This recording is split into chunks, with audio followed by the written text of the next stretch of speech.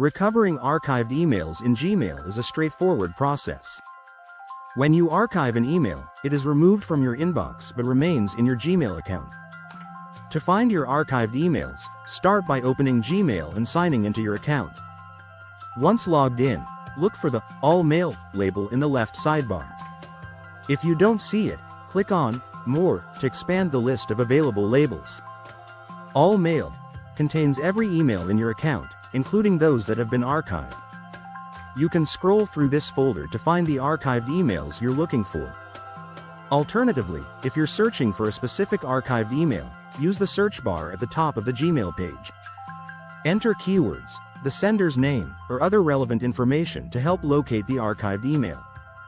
Gmail will show results from all folders, including archived messages, as long as they match the search criteria. If you want to move the archived email back to your inbox, open the message and click on the Move to Inbox button at the top. This will restore it to your inbox. Archived emails are not deleted, so they remain accessible anytime through the All Mail folder or search.